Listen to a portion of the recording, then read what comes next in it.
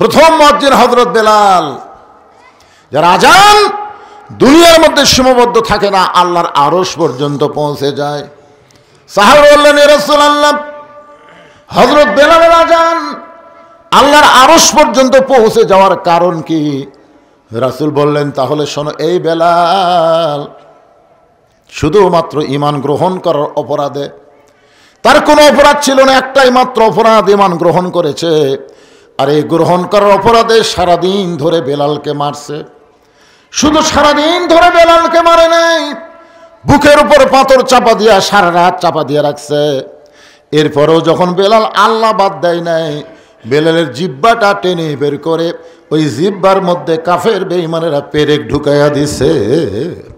এরকম জিহ্বা টেনে বের করে জিহ্বার মধ্যে পেরেক মারছে, এদিক দিয়ে বের করে এদিক দিয়ে সাদা করে দিছে। হযরত আবু বকর বেলালকে মুক্ত করে যখন আল্লাহ নবীর কাছে নিয়ে যাওয়া হয়, নবী তাকায় দেখে, বেলালের জিহ্বাটা অনেক নিচ পর্যন্ত বের হয়ে জিহ্বাটা ফুলে গেছে। আল্লাহ রাসূল বেলালের জিহ্বার ভিতর থেকে পেরেকগুলো বের করে দিয়া নিজের পবিত্র জিহ্বা বেলাল জিহ্বার সাথে লাগাই দিল। সঙ্গে সঙ্গে বেলালের জিহ্বাটা আগের চেহারায় ফিরে মুখের মধ্যে ঢুকে গেল। জোরে কোন সুবহানাল্লাহ। সঙ্গে সঙ্গে আল্লাহর নবী একটা আয়াত তেলাওয়াত করলেন, ইন্নাল্লাযীনা ক্বালু রাব্বুনাল্লাহু সুম্মা ইসতাকামু তাতানাজ্জালু আলাইহিমুল মালাইকা আল্লা তাখাফু ওয়া লা তাহজানু ওয়া আবশিরু বিল জান্নাতিল্লাতী কুনতুম তুআদুন। বেলাল, বেলাল, তুমি কি জানো, তোমাকে যখন কাফেররা এত নির্যাতন করলো, এরপরেও তুমি আল্লাহ বাদ দিলা না, আল্লাহ তাআলা খুশি হয়ে তোমার জন্য একটা আয়াত নাজিল করেছে। আল্লাহ বলতেছেন, বেলাল যখন দুনিয়া থেকে বিদায় নেবে, 8টা জান্নাত বেলালকে পাওয়ার জন্য কাড়াকাড়ি শুরু করবে। জোরে কোন সুবহানাল্লাহ। সমস্ত জান্নাতের দরজা আল্লাহ তোমার জন্য খুলে ধরবে, তুমি যে কোনো দরজা দিয়ে ইচ্ছা মতো জান্নাতে ঢুকতে পারবে। আপনারা তো সুবহানাল্লাহ বলেন, বেলাল সুবহানাল্লাহ কয় না? রাসূল বলে, বেলাল, তোমার জন্য আল্লাহ আয়াত নাজিল করলো, এরপরও তোমার মধ্যে কোনো আনন্দ দেখতে পাই না। বেলাল বলে, হুজুর, মরার পরে আল্লাহ আমাকে জান্নাত দিবে, আমি মরে গেলে আল্লাহ আমাকে জান্নাত দিবে, তাহলে জীবিত অবস্থায় আল্লাহ আমাকে কি দিবে? মরে গেলে জান্নাত, কিন্তু জীবিত অবস্থায় আমরা যখন দোয়া করি তখন কি পড়েন? আল্লাহুম্মা রব্বানা আতিনা ফিদ দুনিয়া হাসানা অফিল আখিরাতি হাসানা। তার মানে কি, আগে দুনিয়া যদি সুন্দর না হয়, তার আখিরাত কোনোদিনও সুন্দর হবে না। বাংলাদেশে যতদিন নামাজ কায়েমের আন্দোলন না হবে, বাংলাদেশের মুসলমান যতদিন নামাজ কায়েমের পক্ষে কাজ না করবে, ততদিন যতই আপনি চেষ্টা করেন, ইয়কুম আহসানু আমালান ওয়াহুয়াল আজিজুল গফুর। যে আয়াতকে সামনে নিয়ে আজকের আলোচনা, আয়াতটা আবার আপনাদেরকে স্মরণ করে দিলাম। হযরত বেলাল আসরের নামাজের আজান দিলেন। আজান দেওয়া মাত্র প্রত্যেকটা সাহাবী দৌড়ে দৌড়ে মসজিদ থেকে রওনা দিয়েছে, কারণ আজকে নবীর জীবনের সবচাইতে গুরুত্বপূর্ণ ওয়াজ শোনাবে। প্রত্যেকটা সাহাবী দৌড়ে দৌড়ে মসজিদ দিকে আসতেছে। এখানে একটা ফতোয়া আপনাদের নেওয়া লাগবে, আজান দেওয়ার আগে মসজিদে ইল্লা মুয়াজ্জিন, শুধু মুয়াজ্জিন ছাড়া অন্য কেউ প্রবেশ করতে পারবে। যদি করে মুয়াজ্জিনের আগে কেউ যদি মসজিদে প্রবেশ করে, তাহলে মসজিদে প্রবেশ করার কোনো সওয়াব আল্লাহ তাকে দিবে না। মসজিদে প্রবেশের সওয়াব শুরু হয় আজানের পর থেকে। আমার কথাটা খেয়াল করবেন, মসজিদে আপনি প্রবেশ করতেছেন না, এই প্রবেশের সওয়াব কখন থেকে শুরু হয়? কথা কয় না রে বারে, আজানের পর থেকে। হ্যাঁ, আজান দেওয়ার প্রথম 3 মিনিটের মধ্যে যারা মসজিদে পাও দিবে, আল্লাহ রাস্তা একটা উট কুরবানির সওয়াব আল্লাহ দিবে। দিবার পারবেন? উট পারবেন? বাংলাদেশের কোনো হাজিরাও পারেনি। আমরা 7 হাজি মিলা উটের বাজারের যা দাম শুনে কয়, না ভাই ছাগলটাই ভালো, কারণ নিয়ত করেছি 500 রিয়ালের মধ্যে দেবো, কিন্তু উট দিবার গেলে 1000 রিয়াল করে লাগতেছে, দরকার নেই। তাহলে ধনী লোকেরাই হজ করবার যায়, তারাও মক্কা যায় ছাগল কুরবানি দেয়। আজান দেওয়ার প্রথম 5 মিনিটের মধ্যে যারা মসজিদে পা দিবে, আল্লাহর রাস্তায় একটা গরু কুরবানি সওয়াব আল্লাহ তারা আমল নামায় দিবে। আজান দেওয়ার 10 মিনিটের মধ্যে যারা মসজিদে ঢুকবে, ছাগল এবং দুম্বা কুরবানি সওয়াব আল্লাহ আমল নামায় দিবে। মুয়াজ্জিন যখন আকামত দিবে, এমন সময় কেউ যদি মসজিদে ঢুকে, আল্লাহ তাকে সওয়াব থেকে বঞ্চিত করবে না। একটা মুরগি অথবা ডিম দানের সওয়াব আল্লাহ তার আমল নামায় দিবে। কিন্তু আজান দেওয়ার আগে কেউ যদি ঢোকে, এই সওয়াব থেকে সে বঞ্চিত হয়ে যাবে। এখন আপনারা বলেন কখন ঢুকবেন, আজানের আগে না পরে? আজানের আগে যারাই মসজিদে ঢোকে এর নিয়ত খারাপ। আজানের আগে যারা ঢোকে এর নিয়ত কি? খালি মুয়াজ্জিনের ভুল ধরা। কার ভুল ধরা? কাম নাই তো, কাম নাই। এই মুয়াজ্জিন, এই মসজিদের কোন ভাষা কেন, এখানে ময়লা কেন, টাইসের বন্ধু লোক দেয়, টাইসের ধুলা কেন? মুয়াজ্জিন যা মনে মনে খেপা যায়। এই জন্য আজান দেওয়ার আগে না, আজান দেওয়ার পরে ঢুকবেন। আমার কথা কি বুঝতে পারলেন? হ্যাঁ, এই ফতোয়াটা মানবেন, সওয়াব পাবেন। হযরত বেলাল যেই মাত্র আজান দিয়েছে, প্রত্যেকটা সাহাবী দৌড়ে দৌড়ে মসজিদের মধ্যে ঢুকতেছে। মসজিদ ঢোকার সময় ইচ্ছা মতো ঢুকলে হবে না। আপনি যে দলই করেন, আওয়ামী লীগ করেন, বিএনপি করেন, জামাত করেন, জাতীয় পার্টি করেন, যে দলই করেন, আল্লাহর ঘরে ঢুকতে সবাইকে এক দল হয়ে ঢোকা লাগবে। ডান পা ধরে কোন পা, ডান পায়ে ঢুকে আওয়ামী লীগ সামনে কাতার, বিএনপি দ্বিতীয় কাতার, জাতীয় পার্টি তৃতীয় কাতার, আর জামাত চতুর্থ কাতার। কি মনে করতেছেন? একদিন মসজিদের মধ্যে 3 দল ঢুকছে, কিন্তু ইমাম সাহেবের মায়ের অসুখ, হাসপাতালে নিয়ে গেছে। ইমাম আসে নাই। এখন আওয়ামী লীগ, বিএনপি, জামাত, এই 3 দল ঢুকে দেখতেছে হুজুর নাই বারে, এখন সামনে কে যায়? জামাত ইসলাম আওয়ামী লীগ বলতেছে, ভাই তোরাই বড় দল, তোরকে একজন সামনে দেখা। না না, পাগলা, আমরা মাঝে মধ্যে নামাজ পড়ি রে, ওই জায়গার জীবনেও খাড়া হয় না। তাহলে বিএনপি ভাই কি খবর? আকামত দেবো, আকামত দেবো। তাহলে যাবি কে? আমার তুমি যাও। কি মনে করতেছেন? যখন একের কাঁধে কাঁধ মিলে আওয়ামী লীগ, বিএনপি, জামাত খাড়া হচ্ছে, ফেরেশতা বলতেছে আল্লাহ এরা বাইরে 14 দল 20 দল, ভিতরে এক কাতার, কারণ কি? আল্লাহ বলতেছে মসজিদ যেমন আল্লাহর বিশ্বাস করে, আওয়ামী লীগ, বিএনপি, জামাত গোটা বাংলাদেশও আল্লাহর এই বিশ্বাস যেদিন করবে, সেদিন মসজিদের সৌন্দর্য সমাজের মধ্যে, রাষ্ট্রের মধ্যেও প্রতিফলন হবে। জোরে কোন কথা ঠিক না?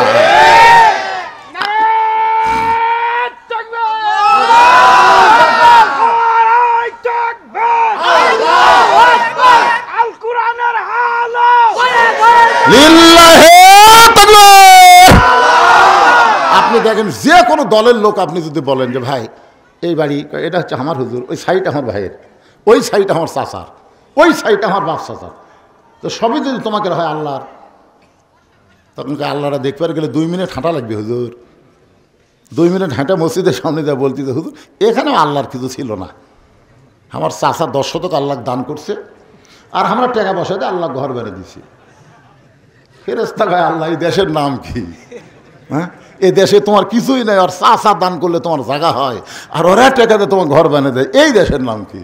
আল্লাহ বলতেছে ওই দেশে মানুষের আইন যতদিন চলবে ততদিন শুধু মসজিদকেই ওরা আল্লাহর ঘর বিশ্বাস করবে, আর যেদিন আমার কোরআন যে দেশ চলবে সেদিন আর মসজিদ আল্লাহর থাকবে না, গোটা বাংলাদেশ আল্লাহর হয়ে যাবে। জোরে কোন কথা ঠিক না? এখন আপনারা আল্লাহ কতটুকু দিচ্ছেন?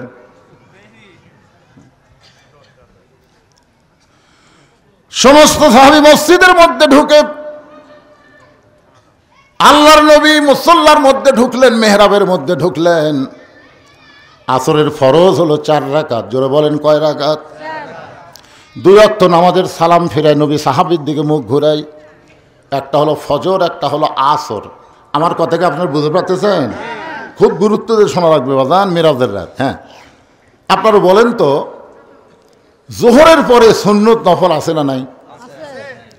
মাগরিবের পরে সুন্নত নফল আছে না নাই? এশার পরে সুন্নত নফল বেতের আছে না নাই? আসরের পরে সুন্নত নফল, ফজরের পরে সুন্নত নফল। আচ্ছা নাই কেন? 3 ওয়াক্তে আছে, 2 ওয়াক্ত নাই কেন? আপনারা বলেন জানেন? না জানলে কবেন জানি না। জানা লাগবে না? কেউ যদি যাবার চায়, যে এখন এক ভাই চলে গেল, কেউ যদি এরকম যাবার চায় আপনারা বলবেন স্যান্ডেল থুয়ে যা। এদিকে খেয়াল করেন, এই স্যান্ডেল যখন হাতত নিল আপনারা দেখলেন আপনাদের মাথার উপর দিয়ে স্যান্ডেল গেল, দেখছেন? কথা কর না কেন?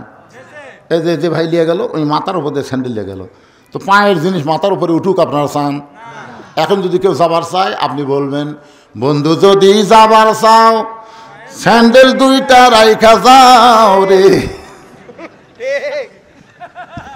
বাংলাদেশের মানুষ জুতা স্যান্ডেলকে এত ভালোবাসে যে গোটা নগা বেড়া বেড়া জুতার তলা নাপাক করে জোহর নামাজ পড়বার ঢুকতেছে জুতা স্যান্ডেল হাতত নিয়ে। ফেরেশতাকে আল্লাহ নাপাক জুতা তোমার পাক মসজিদের মধ্যে ঢুকতেছে, কারণ কি? এরা কোরআনের মধ্যে চোরের আইন ঠিকই আছে, দেখে না? জুতা চুরি বন্ধ হবে। শুধু তাই নয়, সোনার টুকরাও দরজাত রাখলে ভুল করে কেউ হাত দিবি না, সে আইন আল্লাহর কোরআনে আছে না নাই? জোরে কোন আছে না নাই? একেবারে না পাক জুতা নিয়ে সামনে থতে পারে, সামনে থতে, সামনে একটা কাঠের বাক্স থুয়ে দিছে। কি জন্যে? কার ভয়ে? সত্যি করে বলেন তো, আপনি জুতা নিয়ে যে আল্লাহর ঘরে ঢুকলেন কার ভয়ে ঢুকছেন? আল্লাহর ভয়ে? দুই জুতা চোর খালি ঘুরতেছে মসজিদের বাইরে, বুঝছেন?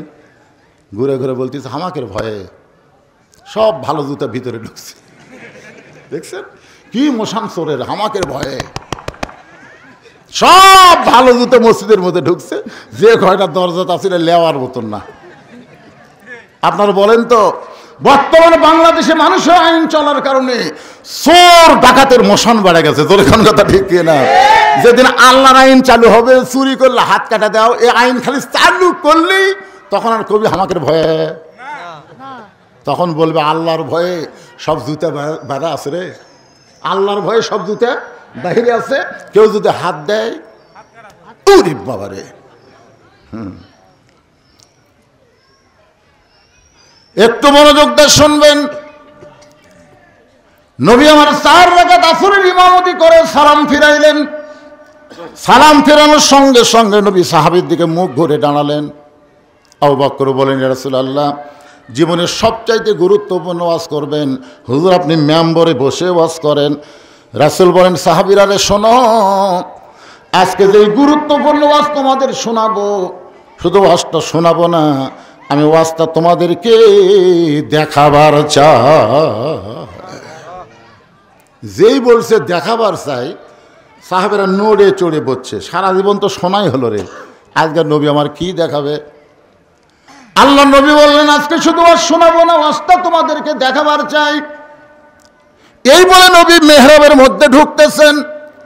মসজিদের সামনে যে জায়গাটা থাকে এই জায়গার নাম হলো মেহরাব। জোরে কোন জায়গার নাম কি? আপনার বলেন তো, প্রথম মেহরাব তৈরি হয়েছে কেন? মসজিদে কিন্তু আগে মেহরাব ছিল না। এই মেহরাবটা প্রথম তৈরি হয়েছে একটা আয়াতের মাধ্যমে। আয়াতটা হলো, ইয়া আইয়ুহান নাবিয়্যু হারজিল মুমিনিনা আলাল কিতাল। ওগো আল্লাহর নবী, যারা আপনার পিছনে জামাতবদ্ধভাবে নামাজ পড়তেছে, সারিবদ্ধভাবে নামাজ পড়তেছে, তাদের খালি নামাজ শেখালে হবে না, তাদেরকে সৈন্য হিসাবে গড়ে তোলেন। কারণ যে কোনো সময় মক্কার কাফেরেরা মদিনা আক্রমণ করতে পারে। আর মক্কার কাফের যদি মদিনা আক্রমণ করে, তখন দোয়া দিয়ে দরুদ দিয়ে আপনি মদিনা রক্ষা করতে পারবেন না। মদিনা রক্ষা করতে হলে কাফের বেঈমানদের বিরুদ্ধে অস্ত্র ধরা লাগবে। হুকুম কার? জোরে কোন? আমাদের বাংলাদেশের 3 দিকে কি? ভারত। আমাদের বাংলাদেশের 3 দিকে কি? আর একদিকে সাগর। সবাই বলেন 3 দিকে ভারত আর একদিকে সাগর। কিছুদিন আগে ভারতের একটা ফাটা কেষ্ট নায়ক, যাকে ছেলেরা চিনে, মিঠুন চক্রবর্তী, নাম শোনেননি? ওই একটা ফেসবুক স্ট্যাটাস দিয়েছে, ভারত যদি ইচ্ছা করে বাংলাদেশকে দখল করতে 15 দিনও লাগবে না। বাংলাদেশ দখল করতে কয়দিন লাগবে না? 15 দিনও লাগবে না। আমরা ভারত যদি আক্রমণ করি বাংলাদেশ করো, পলাবি কোন দিক দিয়ে? 3 দিকে আমরা ভারত খাড়া হয়ে আছি, আর একদিকে সাগর। পলানোর কোনো রাস্তা নাই। আপনারা বলেন, একটা মালওয়ানের দল হয়ে আল্লাহর দলক এরকম হুমকি দিল, আপনারা আল্লাহর দলেরা কি বললেন? ফেসবুকে স্ট্যাটাস আপনারা পাল্টা দিছেন, আমি দিছি এরকম চক্রবর্তীর সাথে সাথে কমেন্ট করছি আবার আমি একটা ফেসবুক স্ট্যাটাস দিলাম, মালওয়ানের বাচ্চারা এত সাহস করিস না, ভুলেও বাংলাদেশের দিকে আসিস না, যদি আসিস আমাদের ছেলেরা 3 হাতা লাঠি দিয়ে তোর কোক পাড়ায় ধরে একটা খুর থাকবি, গোড়া কাটবি না, আগা কাটা পোলটা দিয়ে কলমা পড়ে দিবি। জোরে কোন কথা ঠিক করে, কারণ ভগবানের ভ বাদ দিলে গবানের কোনো অর্থ ডিকশনারিতে নাই। গবানের গ বাদ দিলে বান মানে বন্যা, দুনিয়ার কোনো মানুষ চায় না, বা বাদ দিলে নো মানে ভগবান নেই। আর সেইটা নিয়ে মাস্তানি মারিস না। আমরা যাকে আল্লাহ বিশ্বাস করি, আল্লাহু লা ইলাহা ইল্লা হুয়াল হাইয়ুল কাইয়ুম, মন যদি আলিফ বাদ দেন লিল্লাহি মা ফিস সামাওয়াতি ওয়াল আরদ, আবার যদি মন চায় লাম বাদ দেন লাহুল মুলক ওয়া লাহুল হাম, আবার যদি মন চায় আর একটা লাম বাদ দেন হুয়াল্লাহুল্লাযী লা ইলাহা ইল্লাহু। আমাদের আল্লাহ সব কিছু বাদ দিলেও আল্লাহ বাদ পড়ে না। মুসলমানের আল্লাহ সদা বিরাজমান। জোরে বলেন ঠিক, আরো জোরে বলেন। আমেরিকায় কিছুদিন আগে আল্লাহ একটা আগুন দিছিল, আপনারা জানেন আগুন, হায় হায় পুরা সারখার হয়ে আসতেছে। ওরা যত প্রকার বুদ্ধি শুদ্ধি যা আছে পানি টানি ঢাইলে বালু টালু দিয়ে উপরে জাহাজ নিচে জাহাজ দিয়ে আগুন খালি বাড়ি। তখন আমেরিকা চিন্তা করে কি হলো, তখন মুসলমানের কাছে এসে বলল, ভাই আমাকে ঈশ্বরের খাওয়া নেই, আমাকে গড মরে গেছে, এখন তোরকে আল্লাহর আজান দে। বিশ্বাস করেন মুসলমান আজান দেওয়া শুরু করলো, যতদিন আজান, যত দূর আজানের শব্দ যায় তত দূর আগুন নিভে যায়। জোরে করে সুবহানাল্লাহ। আর আজান দেয় আর আগুন যত দূর আজানের শব্দ যায় তত দূর আগুন নিভে যায়। এ পর্যন্ত 1300 খ্রিস্টান শুধুমাত্র মুসলমানের আজান শুনে মুসলমান হয়ে গেছে। জোরে করে সুবহানাল্লাহ। কি মনে করতেছেন কোনো অস্ত্র দিয়ে যখন কাম হয় না তখন আল্লাহু আকবার দেওয়া হয়, অথচ আমরা সেইটা বিশ্বাস করবার পারলাম না। আল্লাহর বান্দার একটু খেয়াল করবেন, আমরা মুসলমান, আল্লাহ তাআলা কেন বললেন লিয়াবলুয়াকুম আইয়ুকুম আহসানু আমালান ওয়া হুয়াল আজিজুল গফুর। নবী মেহরাবের মধ্য থেকে একটা ধূসর বরণ থলিয়া বের করতেছেন। থলিয়া মানে ব্যাগ। জোরে গান, থলিয়া মানে কি? ওই ব্যাগের ভিতর থেকে আল্লাহ নবী একটা জিনিস টেনে টেনে বের করতেছেন। প্রত্যেকটা সাহাবী তাকায় দেখে জিনিসটার কিছুই না, জিনিসটা হলো নবীর পরনের একটা জুব্বা। ওসমান করে বলে, ইয়া রাসূলুল্লাহ, জীবনে কত জুব্বা আপনার দেখলাম, আপনি পরে আমাদের সামনে নামাজ পড়ালেন, আজকে এই জুব্বা দেখানোর মধ্যে কি ওয়াজ হুজুর বলেন? আল্লাহ রাসূল বললেন, সাহাবীরা শোনো, এই জুব্বা যেটা তোমাদেরকে দেখাইতেছে এটা দুনিয়ার কোনো সাধারণ জুব্বা নয়। এই জুব্বা পরে আমি কাবার পাশে ঘুমিয়েছিলাম, ফেরেশতা জিবরাইল আমাকে ঘুম থেকে চেতন করলো। জমজমের কোফের পানি দিয়ে ওযু করানোর পরে এই জুব্বা পরা অবস্থায় যে জুব্বা তোমাদেরকে দেখাইতেছি, এই জুব্বা পরে আমি বোরাকের পিঠে চললাম। এই জুব্বা পরে আমি বাইতুল মুকাদ্দাসে গেলাম, 2 রাকাত নামাজের ইমামতি করলাম। এই জুব্বা পরে 7 আসমান পাড়ি দিয়া আল্লাহর আরশে গেলাম। যেই জুব্বা তোমাদের দেখাইতেছি এই জুব্বা পরে আমি জান্নাতের মধ্যে ঢুকেছি, এই জুব্বা পরে জাহান্নামের মধ্যে ঢুকেছি, এই জুব্বা পরে আমার আল্লাহর সঙ্গে আমার মিরাজ হয়েছে। এই জুব্বা পর অবস্থায় আল্লাহ তাআলা আমাকে 5 ওয়াক্ত নামাজ দিয়েছে। এই জুব্বা পরে বাইতুল মামুরের মধ্যে আমি ফেরেশতাদের ইমামতি করেছি। আমি নবী মেরাজ পাড়ি দিয়ে আসার পরে এই দামি জুব্বা আর কোনোদিন আমি নিজে পরি নাই। এই জুব্বাটা এই থলিয়ার মধ্যে যত্ন করে রেখে দিয়েছি। আমি নবী চলে যাব, কিন্তু এত দামি জুব্বা নিয়ে যাব না।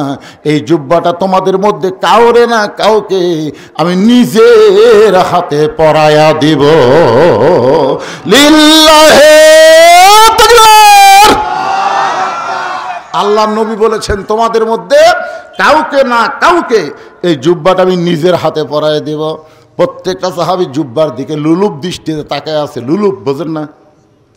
যেই জুব্বা পরে নবী বাইতুল মুকাদ্দাসে নবী রাসূলের ইমামতি করছে, যেই জুব্বা পরে বাইতুল মামুরের মধ্যে ফেরেশতাদের ইমামতি করেছে, যেই জুব্বা পর অবস্থা আল্লাহর সাথে মেরাজ হলো, যেই জুব্বা পরে আল্লাহ নবীকে 5 ওয়াক্ত নামাজ দিল, এই দামি জুব্বা নবী কোন সাহাবীকে দিবেন? কে এমন জুব্বা পেয়ে নিজের জীবনকে ধন্য করবে? সবাই যখন চিন্তা করতেছে এমন সময় নবীর পাশেই একজন সাহাবী বসে মনে মনে চিন্তা করে, এই জুব্বা বুঝি নবী আমাকেই পরাই দিবে। এই সাহাবীর নাম হলো হযরত আবু বকর। জোরে বলেন নাম কি? আল্লাহ রাসূল বলেছেন, আল্লাহর পরে এই দুনিয়াতে কেউ যদি আমার আপন থাকে সেই সাহাবীর নাম হলো আবু বকর। আল্লাহর পরেই এই দুনিয়াতে কেউ যদি আমার বন্ধু থাকে সে বন্ধুর নাম হলো হযরত আবু বকর। সাহাবী বললেন, ইয়া রাসূলুল্লাহ, আবু বকর আল্লাহর পরে আপনার বন্ধু কেমনে হলো? রাসূল বললেন, তাহলে শোনো, একদিন বলেছিলাম গভীর রাতে মক্কা থেকে মদিনায় হিজরত করা লাগবে, কবে করা লাগবে সেই দিনক্ষণ কিছুই বলি নাই, কিন্তু এই কথা বলার 6 মাস পরে আল্লাহ যখন আমাকে হিজরতের হুকুম দিল, আমি চুপি চুপি আবু বকরের ঘরের দরজায় আস্তে করে একটা ঠোকা দিলাম, সঙ্গে সঙ্গেই দরজা খুলে গেল। রাসূল বললেন, আবু বকর এই গভীর রাতে তোমার দরজা আসতে কি আগে থেকেই তুমি জানতে? আবু বকর বলে, রাসূলুল্লাহ ওই যে কয়েক মাস আগে বলেছিলেন একদিন গভীর রাতে আমাকে সঙ্গে করে আপনি হিজরতে মদিনায় যাবেন, সেদিন থেকে আজ পর্যন্ত কোনো রাত্রিবেলা ঘুমাইনি, বরং মাসের পর মাস সারা রাত আমি দরজায় দাঁড়িয়ে থাকি। রাসূল বললেন, চলো যাই। আবু বকরকে সঙ্গে করে নিয়ে নবী গেলেন গারে সুর। মাটি থেকে 5600 ফুট উপরে একটা গর্তের মধ্যে নবী আর আবু বকর আত্মগোপন করলেন। বাজান, গর্তের গরমে নবী এক সময় একটু দুর্বল হয়ে আবু বকর উরার থেকে বালিশ বানায় নবী ঘুমায় গেলেন। নবী যখন ঘুমায় গেছে, আবু বকর গুনগুন করে একটা গান গাইতেছে, শিশুকালে মইরা গেছে মা, গর্ভে থাকতে মরছে পিতা, নবী চোখে দেখলেন না। আবু বকরকে আল্লাহ এই মানুষটা জীবনে কাউরে কষ্ট দিল না, এই মানুষটা কোনোদিন কাউরে কষ্ট দেয়নি, চড়া কোনো কথা বলে নাই, আর সেই মানুষটাকে আজকে মক্কার মানুষেরা দেখতে পারতেছে না। এই গভীর রাত্রে গর্তের মধ্যে দুর্বল হয়ে আবু বকর রাতকে বালিশ বানায় ঘুমায় গেছে। হঠাৎ আবু বকর দেখতে পায় নবীর কপাল ঘেমে মুক্তার দানার মতন ঘাম বের হয়ে গেছে। মুক্তার দানার মতন ঘাম দিকে আবু বকরের বড় লোভ হয়েছে, ওই ঘামটা যদি হাতের মধ্যে নিয়ে আমার চেহারার মধ্যে মালিশ করতে পারি, অন্তত নবীর ঘাম চেহারায় থাকার কারণে আল্লাহ তাআলা আবু বকরকে মাফ করে দিবে। এই মনে করে ডান হাতে ঘামটা নিয়ে যখন চেহারার মধ্যে মালিশ করতেছে, যেই মাত্র নিজের চেহারার মধ্যে মালিশ করে সঙ্গে সঙ্গে 400 রোজ গ্রহ তারা তারি নূরের ইশারা, 400 রোজ গ্রহ তারা তারি নূরের ইশারা, নইলে যে অন্ধকারে ডুবিত এই ধরনী। সবাই বলেন, নবী মোর পরশমণি, নবী মোর সোনার খনি, নবী নাম ভাবে যেজন সেই তো দোজাহানের ধরি। গোটা গর্ত আলোকিত হয়ে গেছে। এই যে ঘাম খালি চেহারায় মালিশ করছে, সঙ্গে সঙ্গে গোটা গাড়ি সুর আলোকিত হয়ে গেছে। হঠাৎ আবু বকর দেখতে পায় তার বাম সাইডে 2 হাত উপরে একটা ছিদ্র, ওই ছিদ্র দিয়ে যদি কিছু বের হয়ে নবীকে কামড় দেয়। ডান পায়ে উরাতের উপর নবী ঘুম পাড়তেছে, আর বাম পাখানা ছিদ্রের মুখে লাগাই দিছে। লিয়াবলুয়াকুম আইয়ুকুম আহসানু আমালা, আল্লাহ তাআলা বলতেছে আমি আজকে সুন্দর আমলের পরীক্ষা করব। আমার আবু বকর নবীকে বেশি ভালোবাসে না নিজের জীবনকে বেশি ভালোবাসে, আজকে পরীক্ষা হবে। আল্লাহ কয়, বিষাক্ত সাপ আর পাহাড় এলাকায় ঘুরিস না, যা যা ছিদ্রের মুখে পাটা দিছে ওই পায়ের তালুতে কামড় মার। আল্লাহর হুকুমে একটা বিষাক্ত সাপ বিষ ভরা নিয়ে মুখে আবু বকরের পায়ের তালুতে যেই মাত্র কামড় বসায় দেয়, সঙ্গে সঙ্গে বিষটা চলে আসছে কলিজায়। আবু বকর বলে, সাপরে তুই মনে করছিস তুই কামড় মারলাম আমি পা টান দেব? সাপরে শুনে নে, দরকার হলে মরে যাব, কিন্তু আমার নবীর ঘুম আমি ভাঙতে দিব না। সাপরে তুই যতই কামড় মার আমি পা টান দিব না। সাপটা বলে, আল্লাহ কামড় মারার হুকুম দিলেন, বিষ্ণে কামড় মারলাম তাও তো পা টান দেয় না। আল্লাহ বলে, আবার কামড় মার, আবার কামড় মার। কিতাবের মধ্যে 5 বার সাপটা কামড় মারল, গোটা দেহ থর থর করে কাঁপতেছে, কিন্তু ছিদ্র থেকে আবু বকর পা টান দেয় না। এক সময় অসতর্ক মুহূর্তে আবু বকরের চোখের পানি নবীর গাল মোবারকে পড়েছে। নবী চোখটা খুলে বলে, আবু বকর বাড়ির কথা মনে করে কাঁদতেছো, বিবি বাচ্চার কথা মনে করে কাঁদতেছো। আবু বকর নবীর হাতটা এনে বুকের মধ্যে ঢুকায় বলে, নবী গো এই বুকটা ছিঁড়ে যদি আপনাকে দেখাইতাম তাহলে দেখতে পারতেন আমার বুকের মধ্যে আল্লাহ নবী ছাড়া আর কারো জায়গা নাই। তাহলে কেন কাঁদতেছ? বলে ছিদ্রে মুখে পাটা দিয়ে কি যেন বারবার কামড় দেয়। নবী হ্যাঁসকা টান মারে, সাপটা বের হয়ে আল্লাহ নবীকে সালাম দেয়। নবী সালামের উত্তর দেয় না। সাপটা আবার সালাম দেয়, নবী সালামের উত্তর দেয় না। আল্লাহর হুকুমে সাপটা বলে, নবী গ আপনারে সালাম দিলাম কিন্তু সালামের উত্তর দিলেন না। নবী কয়, সাপরে তুই আমার কলজায় কামড় মারবি আর আমারে সালাম দিবি, সালামের উত্তর হবে না। সাপ বলে, নবী আমি কোনোদিন কামড়াতে পারি না, আল্লাহ যদি কামড়ের হুকুম না দেয়। আল্লাহ হুকুম দিয়েছে বলেই তো কামড় দিলাম। সঙ্গে সঙ্গে নবী বলে, আল্লাহ যাও বক্করকে নিয়ে আপনি হিজরতের হুকুম দিলেন, এই গাড়ির সুরের মধ্যে তার মৃত্যু আপনি কামনা কেন করলে? আল্লাহ বলে, হাবিব আবু বক্করের পরীক্ষা, Abu Bakkar golden A plus পাইছে, আপনার মুখের থুতু মোবারক পায়ের তালুতে লাগায় দেন, 20টা পানি হয়ে যাবে। 20টা যখন পানি হয়ে গেল, নবী হাত ধরে বলে, আবু বক্কর একবার না দুইবার না 5বার সাপটা কামড় মারলো। একটা বার কামড় দেওয়ার পরেই তো তুমি আমার ঘুম থেকে চেতন করতে পারতা, কিন্তু চেতন না করে 5টা বার সাপের কামড় কেন হজম করলে? আবু বকর বলে, রাসূলুল্লাহ আমার জীবনের চাইতে আপনার ঘুমের দাম অনেক বেশি। আবু বকর মনে মনে চিন্তা করতেছে, এই যুব্বা বুঝি নবী আমাকেই পরাই দিবে। আবু বকরের বাম পাশে একজন সাহাবী মাথা নিচু করে মনে মনে চিন্তা করে, এই জুব্বা মনে হয় নবী আমাকেই পরাই দিবে। ওই সাহাবীর নাম হলো হযরত ওমর। জোরে কার নাম কি? আল্লাহ রাসূল বলেছেন, আল্লাহ রাসূল বলেছেন, ভাইজানেরা যারা পিছনে দাঁড়িয়ে আছেন, আসলে দেখতে আমারই কষ্ট লাগতেছে। এই ওয়াজ শেষ করতে তো 2-2.5 ঘন্টা লাগবে। আপনারা কি এভাবে দাঁড়িয়েই থাকবেন? জায়গা আছে তো ভাই, বসেন ভাই, 1টা ঘন্টা বসেন। মেরাজের রাত্রে 1টা ঘন্টা বসলে আল্লাহ 7 বছরের সওয়াব দিয়ে দিবে। সুবহানাল্লাহ বলেন। ভাইজান ওরা একটু বসবার চা, আপনি একটু সামনে আসেন তো দেখি, চাপে চাপে আসেন তো দেখি, আসেন ভাই। দাঁড়ানো ভাই কিন্তু বসতে দেওয়ার জন্যে জিকির করেন আর সামনে দিকে চেপে আসেন আর জিকির করেন, লা ইলাহা ইল্লাল্লাহ। বাবাজি তোমরা বসো, বসো বাবা, সবাই বসো, বসার চান্স নাও, আজকে বসো। আগামীকাল সবে মেরাজ পাবা কিনা কোনো গ্যারান্টি নাই। এই মেরাজের রাত আমরা পাবো তার কোনো গ্যারান্টি আছে?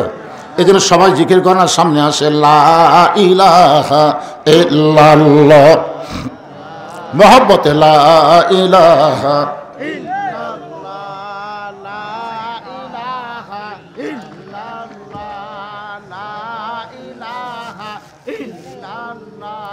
লা ইলাহা ইল্লাল্লাহু, লা ইলাহা ইল্লাল্লাহু, লা ইলাহা ইল্লাল্লাহ, লা ইলাহা ইল্লাল্লাহ। এই পবিত্র কোরআনে তাকায় দেখেন, এই পবিত্র কোরআনে 23টা আয়াত। কয় আয়াত? 23টা আয়াত হযরত উমর ফারুকের সাথে আল্লাহর মত মিলে গেছে। এই জন্য 23টা আয়াত উমরের সামনে আল্লাহ কোরআনে নাজিল করছে। সুবহানাল্লাহ বলেন।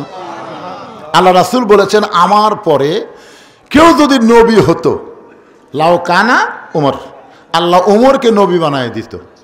আপনারা বলেন তো, আমাদের নবীর পরে আর কোনো নবী আছে? কোরআন শরীফ বলে দিয়েছে, মা কানা মুহাম্মাদুন আবা আহাদিম মির রিজালিকুম ওয়ালাকির রাসূলুল্লাহি ওয়া খাতামান নাবিয়্যিন।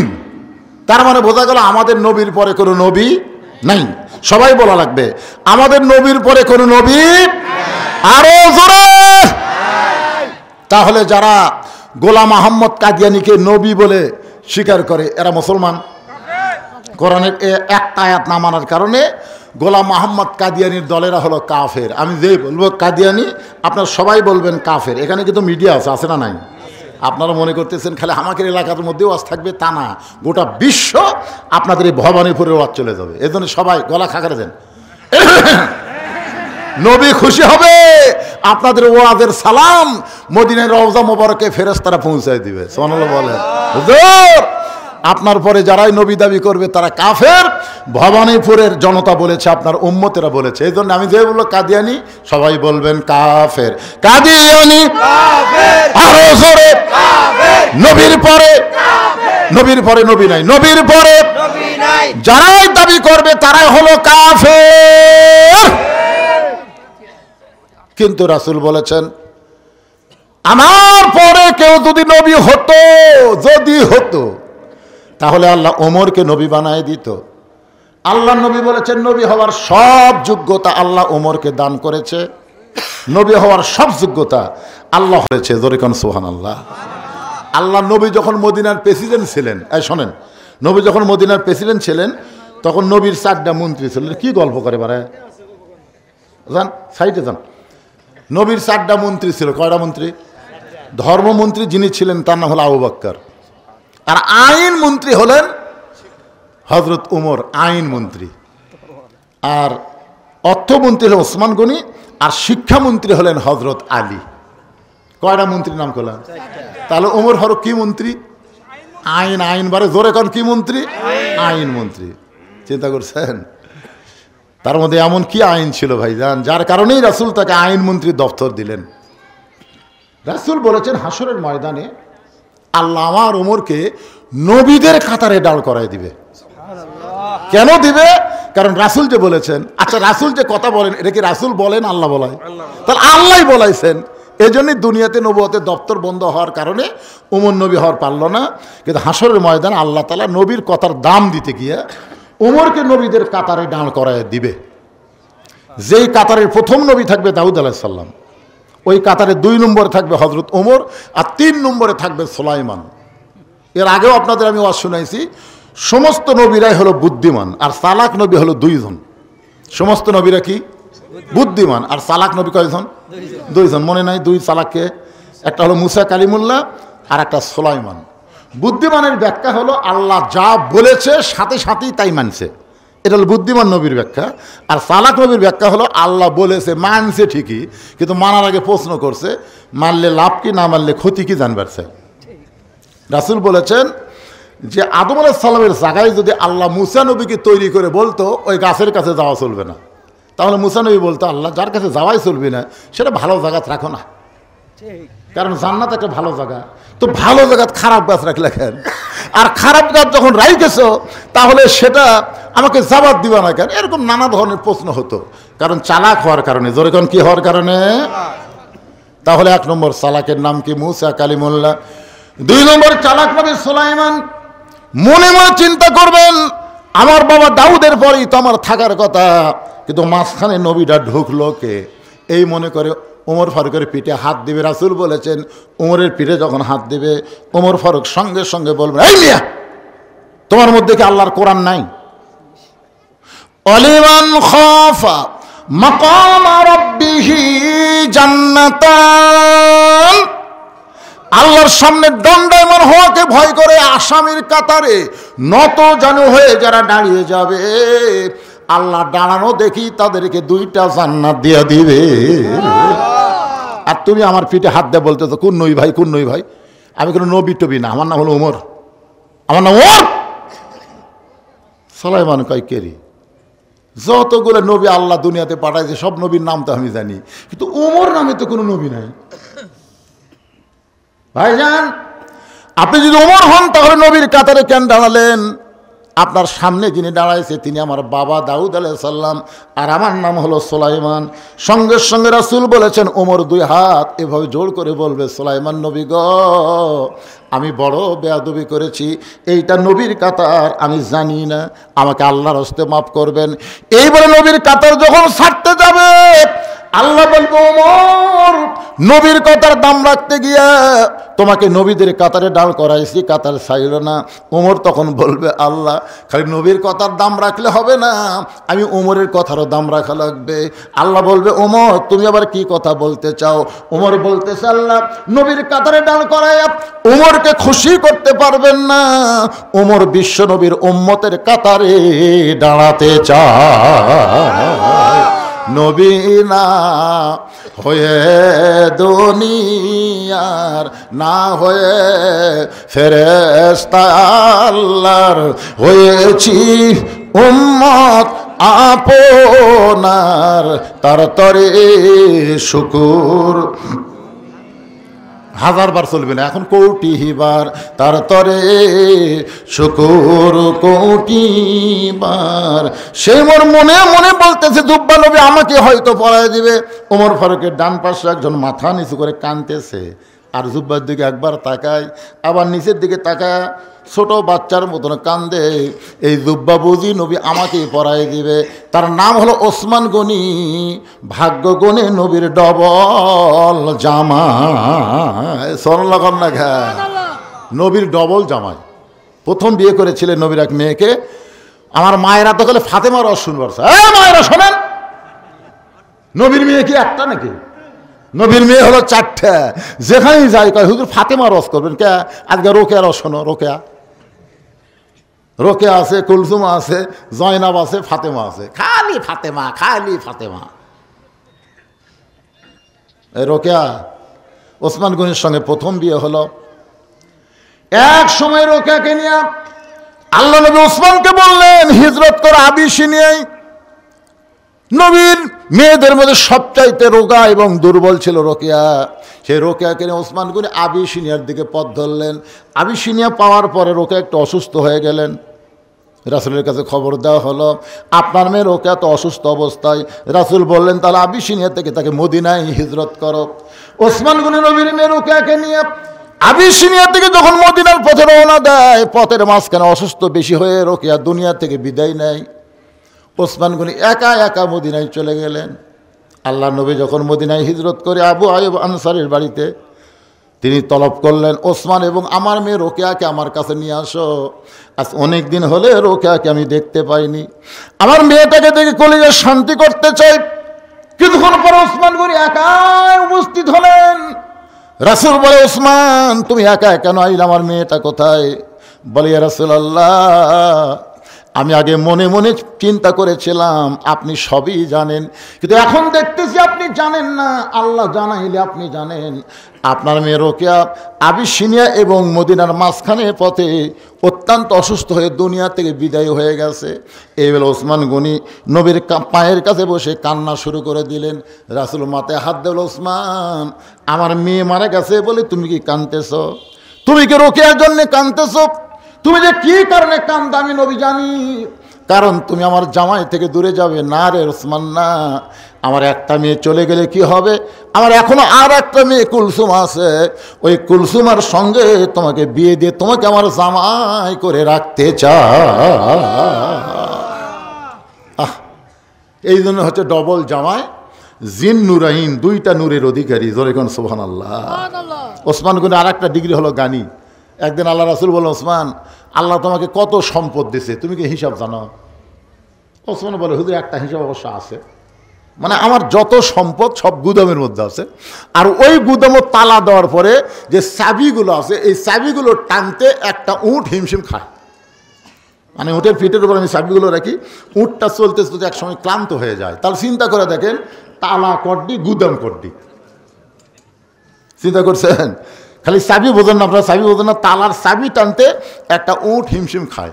রাসূল একটু মুস্কি হাসিতে বললেন ওসমান আল্লাহ যদি তার সমস্ত সম্পদ ফেরত চায়, মনে করো তোমার যত সম্পদ আল্লাহ তোমাকে দিয়েছে এই সম্পদ যদি আল্লাহ ফেরত চায় তুমি কি করবে? সঙ্গে সঙ্গে ওসমান গনি ওই চাবি বহন করা উটটা সহ নবীর হাতে দিয়ে দিলেন। নবী কয় ওসমান কি? কয় হুজুর সবই দিয়ে দিলাম, এমনকি উটটাও পর্যন্ত দিয়ে দিলাম। নবী কয় ওসমান কি কয় কি কন? চাহিদা মাত্র আর বাহককে দিতে বাধ্য থাকিবে, সম্পদের মালিক তা আমি না, আল্লাহ আমাকে দিছে, আল্লাহ আমার চাষে। নবী কয় ওসমান সব দিয়ে দিলে তোমার থাকলো কি? কয় আমার এখনো দুটা জিনিস খালি কলজার মধ্যে জল জল করে জ্বলতিছে, এইদিকে আছে আল্লাহ, এইদিকে আছে নবী, আমার আর কি লাগবে? নবী আসমানের দিকে তাকালেন, আকাশের দিকে তাকালেন, আল্লাহ আল্লাহ এই ওসমানকে আমি কি দিব? আল্লাহ আল্লাহ বলে আপনাকে দেওয়া লাগবে না, আমার গানি ডিগ্রি আমি ওসমানকে দিয়ে দিলাম। জোরে কোন সুবহানাল্লাহ। সে ওসমান গনি মনে মনে চিন্তা করতেছে এই যুদ্ধ বুঝি নবী আমাকেই পরায় দিবে। ওসমান গনি কিন্তু বিশ্বাস করে সম্পদের মালিক মানুষ না, সম্পদের মালিক হলো আল্লাহ। আমার সামনে যারা বসে আওয়াজ শুনতেছেন আপনাকে বিশ্বাস কি? সবাই বলতেছে না কে বারে আপনার পকেটের যে টাকা আছে এই টাকার মালিক কে? এটার মালিক আল্লাহ। এটা কি বিশ্বাস করে বলতেছেন না মুখে মুখে? সমস্ত সম্পদের মালিক আল্লাহ। কারা কারা বিশ্বাস করেন? দুই হাত তোলা, আল্লাহকে একটু দেখান তো দেখি। লিল্লাহি তাকবীর। হাত নামান। আমি সব দিবার বলতেছি না। এজ এ মুরব্বী, এজ এ বাবা, এখন উঠেন না বারে, এই সময় উঠলে হবে না। লাভ দিয়ে উঠছে, উঠুক, অসুবিধা নেই। হয়তো কোনো জরুরি কল আছে যার কারণে মুরব্বী উঠছে, অসুবিধা নাই। ভাইজান, এই যুবকেরা যে 10টা বছর হলে মাহফিল করতেছে, এরা কি ভালো কাম করতেছে না খারাপ কাম করতেছে? ভালো কাম যদি করে থাকে এখন আপনাদের কাছে যাবে, সব দেওয়া লাগবে না। ওয়াজের মিডল পয়েন্টে আমি 5টা মিনিট এই যুবকদের মাহফিলের জন্য আপনাদের কাছে ব্যাগ পাঠালাম। আল্লাহ দেওয়ার সম্পদ থেকে আপনি দিবেন, নিজের সম্পদ না, আল্লাহর সম্পদ থেকে। আল্লাহ আমানত স্বরূপ আপনাকে দিচ্ছে পরীক্ষার জন্য। ওসমান কিন্তু পরীক্ষার গোল্ডেন এ প্লাস আছে, আপনার পরীক্ষায় গোল্ডেন এ প্লাস পাওয়ার জন্য যার পকেটে যা আছে সেখান থেকে কিছু রেখে কিছু আপনারা দিবেন, আল্লাহর রাস্তায় দিবেন। এই ব্যাগ যাও, ভিতরে যাও, যাও যাও ছেলে, একজনও লড়াচড়া করবেন না, একজনও না, সবাই দিবেন। যিনি যা পারেন আল্লাহর রাস্তায় দান করবেন। আজকের মাহফিলের সম্মানিত সভাপতি সাহেব 1 মিনিটের জন্য মাহফিল ছাড়েনি, 1 মিনিটের জন্য মাহফিল ছাড়েনি। আমি আমার সভাপতি ভাইকে বলবো যে ছেলেদেরকে উৎসাহ দেওয়ার জন্য আপনাকে একটা মোটা অঙ্কের দেওয়া লাগবে, কি করেন? কারণ এরা তো গান বাজনা করতেছে না, এরা কোরআনের মাহফিল করতেছে। আল্লাহ যাকে সম্পদ দেয় পরীক্ষার জন্যে, আল্লাহ আমার ভালো কাজে ব্যয় করারও ইমান দেয়। জোরে কোন কথা ঠিক কিনা? আমার সভাপতি ভাইকে আমি বললাম, উনি এখন মতো মুখটাও দেখালো না বারে। মাশাআল্লাহ ভাইজান, এখনকার করোনা আছে নাকি? ধুলাবালি যখন শোনেন, এটা কিন্তু মাস্ক কিন্তু খালি করোনার জন্য না, মাস্ক হলো ধুলাবালি যত কিছু আছে, দুর্গন্ধ আপনার নাকে মুখে যেন না ঢোকে, এই জন্যে এটা নাকে মুখে দিবেন। কিন্তু বেশি দিন দেওয়া যাবে না, 1 থেকে 2-3 দিন দেওয়া যাবে, তার বেশি কিন্তু এটা দেওয়া যাবে, নতুন আর একটা কেনা লাগবে। মাস্ক সবাই ব্যবহার করবেন। রাস্তায় যত ধুলা ওড়ে, যার হাঁপানি আছে, এজমা আছে, তার জন্য খুবই কষ্ট। হ্যাঁ ভাইজান, তো বিশেষ অতিথি নাকি আপনি জাননি? প্রধান অতিথির সাথে কে গেল না? আমি গেছিলাম, চলে গেল তো। আচ্ছা, তো ভাই কিছু কোন যুবকের জন্য আপনি বললে আমি কত চাম আপনার কাছে? লাগবে না, চাওয়া লাগবে না।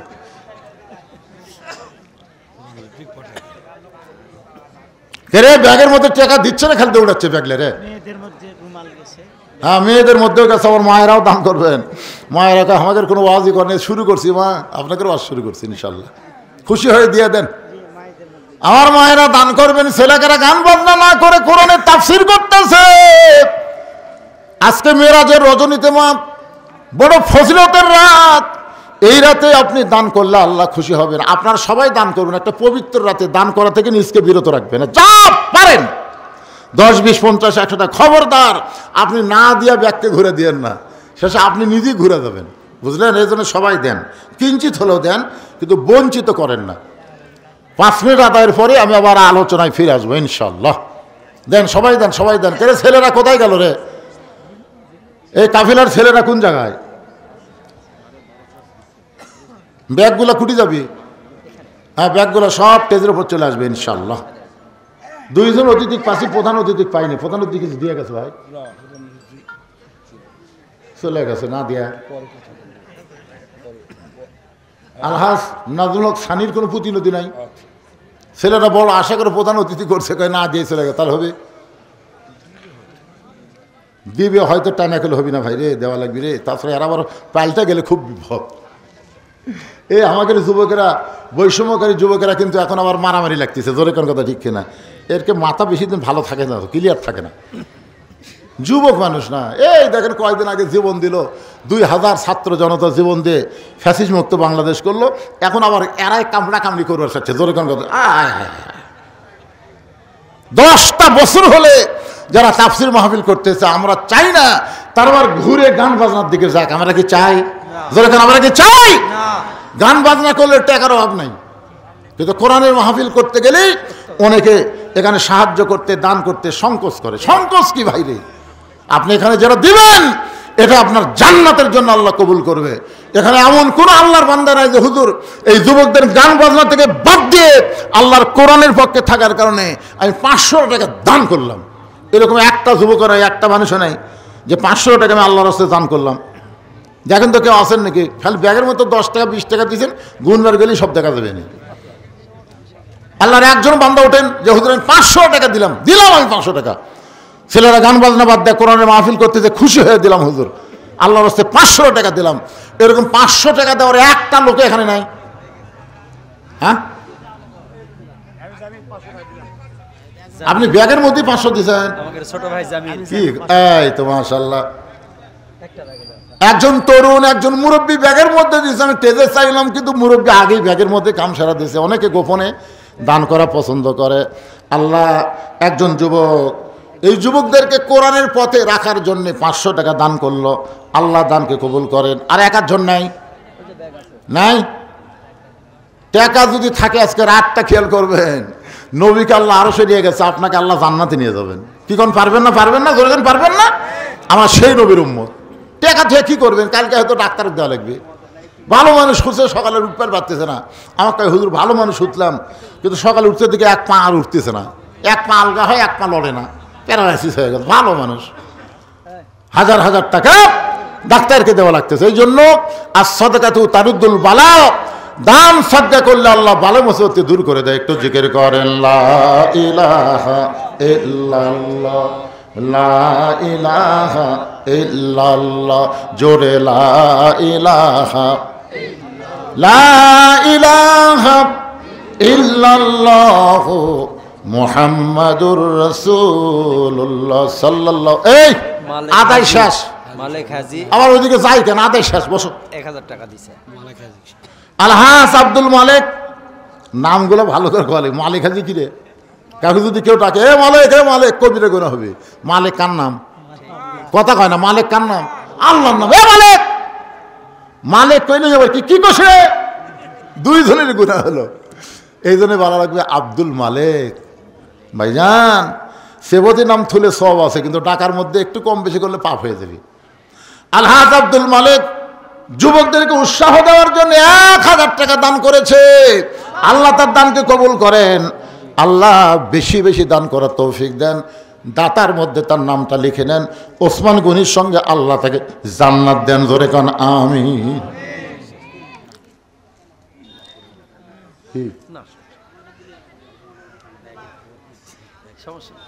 আছে ভাই এখন মানে হিরোইন খোর, গাঁজা খোর, আফিম খোর, আবা খোর, বাবা খোর বেশি হচ্ছে। জোরে কান ঠিক কিনা? কিছুদিন আগে এক মাহফিলে মেয়েদের কাছে আদায় করে যাতে মেয়েরা করছে আমাকে তো আদায় করে নিয়ে গেছে।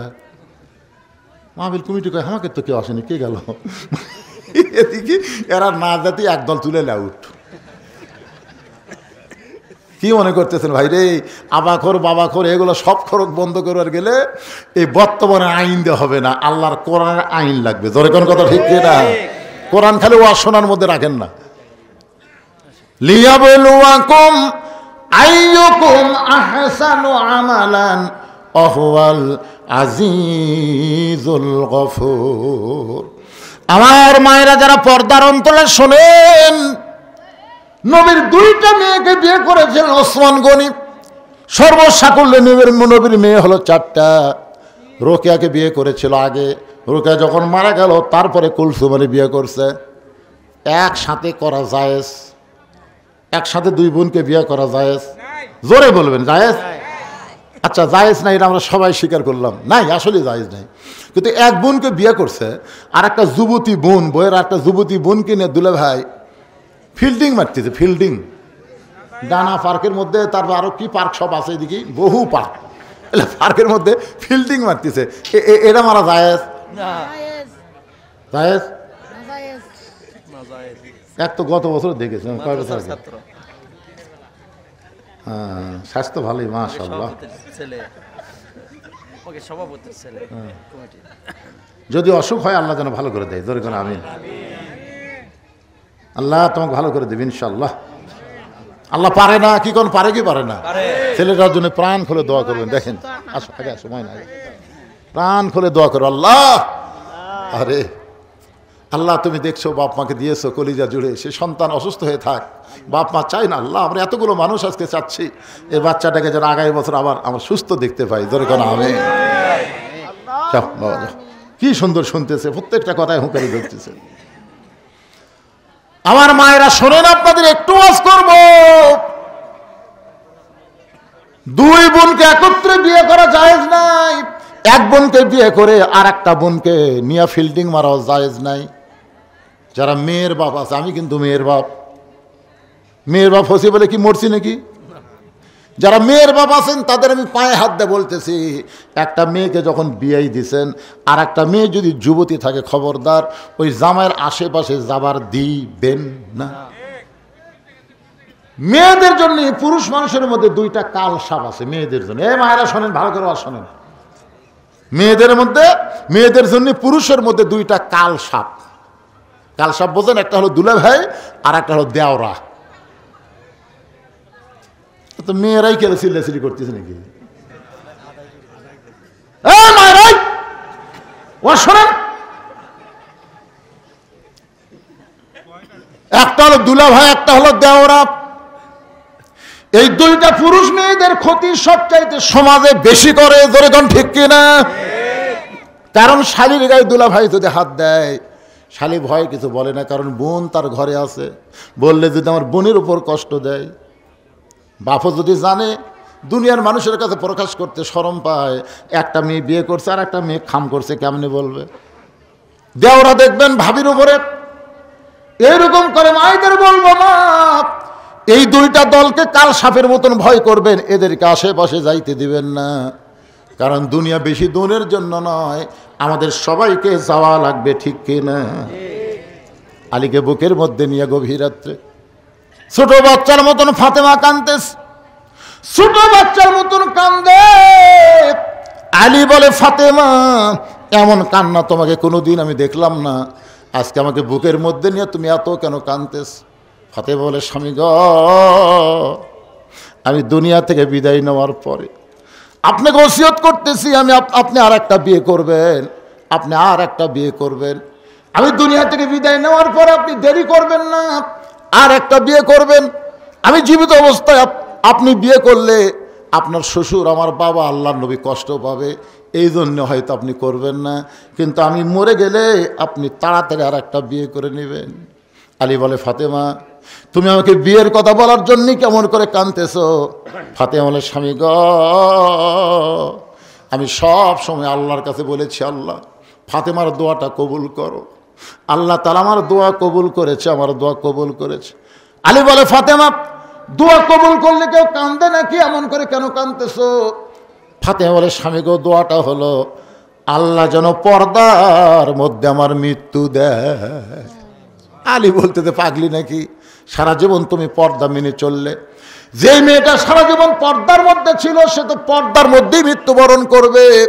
ও ফাতেমা, দোয়া কবুল করাতে আনন্দ করো, খুশি হও। ফাতেমা বলে, স্বামী গ, আপনি একটু ধৈর্য ধরে নিবেন, শুনবেন। আজকে গভীর হলো আনা মাদিনাতুল ইলমে ওয়া আলিউ বাবুহা, আর একটা ডিগ্রি হলো আসাদুল্লাহিল গালিব। জোরে কর না সুবহানাল্লাহ। ফাতেমা স্বামীর কপালে চুমা দিয়ে বলতেছেন, আল্লাহ আপনাকে দুইটা ডিগ্রি দিয়েছে। কয়টা? একটা ডিগ্রি হলো আনা মাদিনাতুল ইলমে ওয়া আলিউ বাবুহা। রাসূল বলেছেন, আমি হলাম ইলমের শহর, আমি হচ্ছে তার দরওয়াজা। আর আল্লাহ বলেছেন, আলী হচ্ছে আল্লাহর সিংহ। আপনি হলেন একজন শক্তিশালী সুপুরুষ, একজন জ্ঞানী মানুষ। বউ মারা যাবে রাত্রেবেলা, শুনে কেন পড়ে গেলেন? আপনি কি জানেন না এ দুনিয়া থাকার জায়গা না? আপনি কি জানেন না এই দুনিয়া থাকার জায়গা নয়? এই দুনিয়াতে আসলে সবাইকে যাইতে হবে। আচ্ছা, আপনাদের এই বিশ্বাস আছে যে দুনিয়া থাকার জায়গা না, আসলে যাইতে হবে? এই বিশ্বাস যদি থাকে ভাইজান, তাহলে আমাদের সবাইকে মিলে এই কোরআন শুধু ওয়াজ শুনবো না, বাস্তব জীবনে আল্লাহর কোরআনকে আমরা গ্রহণ করব। রাজি আছেন? প্রয়োজন হলে আল্লাহর কোরআনের জন্য কারা কারা জীবন দিতে প্রস্তুত? দুই হাত তুলে আমার আল্লাহকে দেখান। লিল্লাহে তাকবীর। হাত নামান। প্রয়োজন হলে, প্রয়োজন হতেও পারে, পারে কি পারে না? জোরে কোন কারণ কোনো সময় কেউ চাবে না যে বাংলার জমিন কোরআন দিয়ে চলুক, এটা অনেকেই চাবে না। কারণ কোরআন দিয়ে চললে আবু জেহেলের নেতৃত্ব থাকবে না, তো আব্দুলের এতিমপোলা নেতা হয়ে যাবে, ঠিক কিনা বলেন? এই জন্য অনেকেই চাবে না ভাইজান। কথাটা কেন করলাম একটু খেয়াল করেন। আসাদুল্লাহের জ্ঞানী হযরত আলী, সমস্ত জ্ঞানীর জ্ঞানী হযরত আলীকে বলতে যে ফাতেমা স্বামী, আমি দুনিয়া থেকে বিদায় নেওয়ার পর আমার 3টা চাওয়া কিন্তু আপনাকে পুরা করা লাগবে।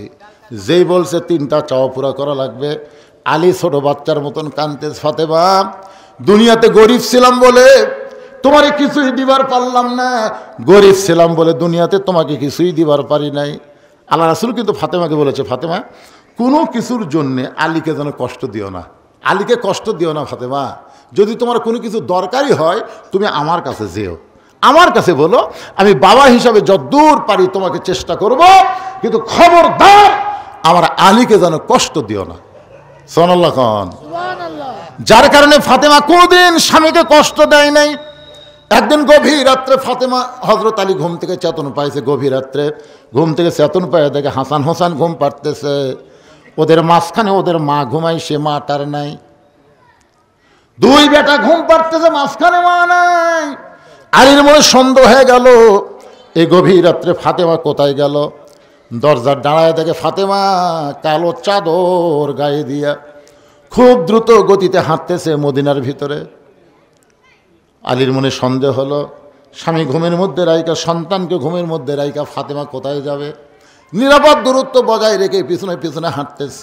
আল্লাহর নবী যেই ঘরে ঘুমায় ওই ঘরে জানলার পাশে ফাতেমা দাঁড়াইছে।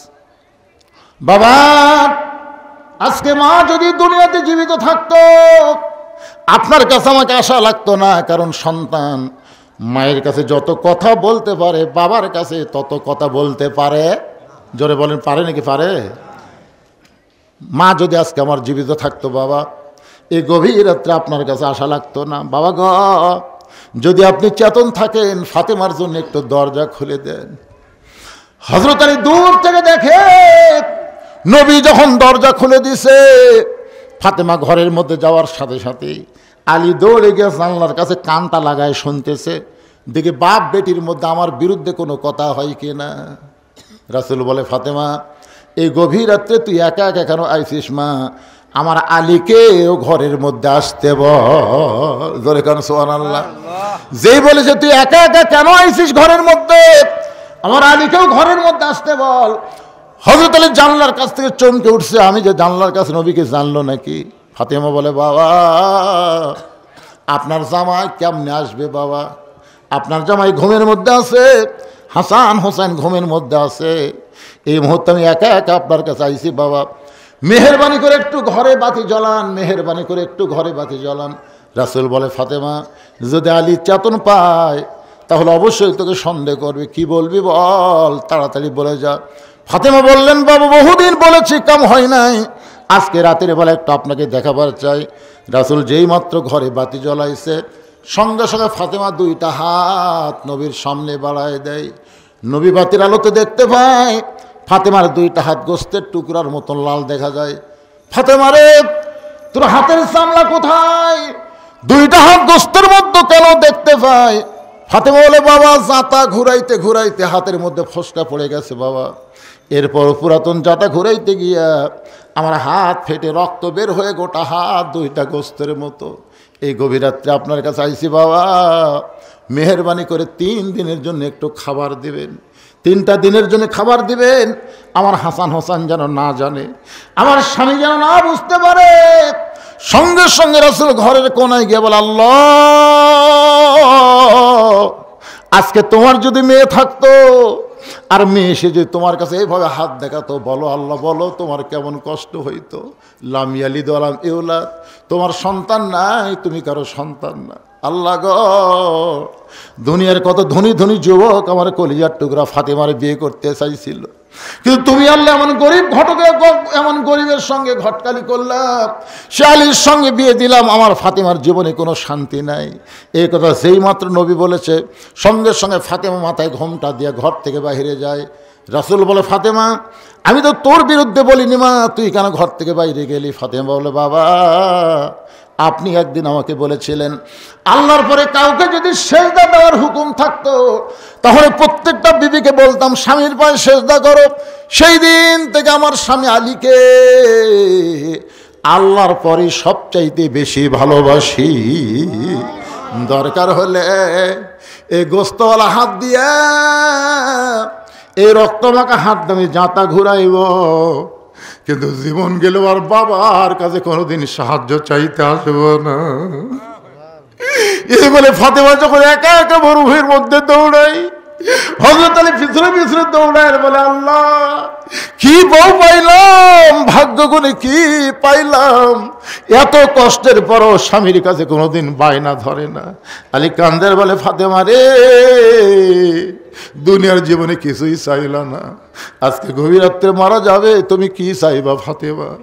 ফাতেমা বলে, স্বামী আমার 1 নম্বর চাওয়া হলো রাতের অন্ধকারে আমাকে দাফন করবেন।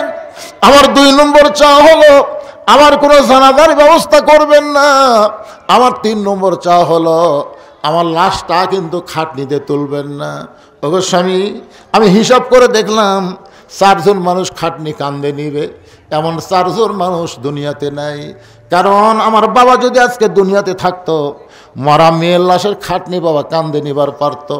আমার হাসান হোসেন যদি বড় হইতো, মায়ের লাশের খাটনি কান্দে নিবার পারত। কিন্তু আমার বাবা 6 মাস আগে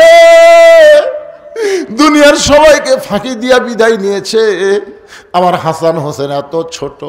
স্বামী গো আপনি আমার লাশটা কান্দে করে নিয়ে ওই জান্নাতুল বাকির পূর্ব কোণায় সবুজ রঙের একটা বাতি জ্বলবে, ওই বাতি বরাবর আমাকে দাফন করবেন। আমার কবর খুঁড়তে যদি আপনার কষ্ট হয়, আপনার একান্ত বন্ধুকে বলে দিবেন সে যেন গোপনে কবর খনন করে দেয়। কবর যখন খনন হলো, হযরত আলী ফাতেমার লাশটা নেওয়ার জন্য ঘরের মধ্যে ঢুকে দেখে ফাতেমা নিজে নিজেই গোসল করেছে।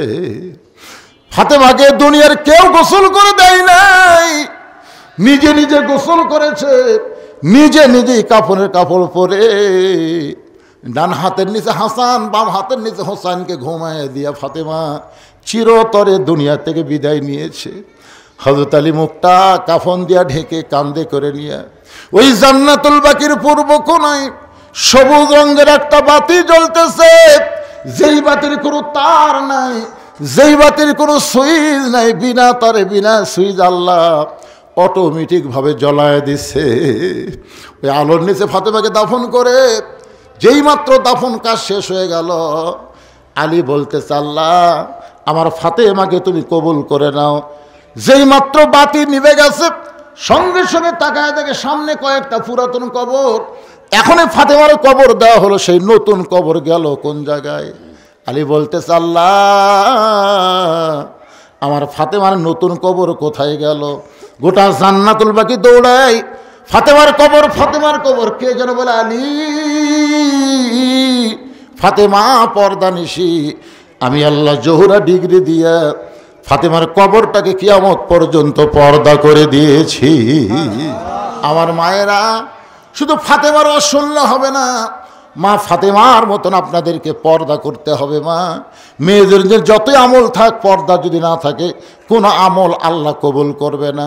মেয়েদের 1 নম্বর আমল হলো পর্দা, সব সময় পর্দার ভিতরে থাকবেন। 2 নম্বর আমল হলো স্বামীর কথা মতো চলবেন, স্বামীর খেদমত করবেন।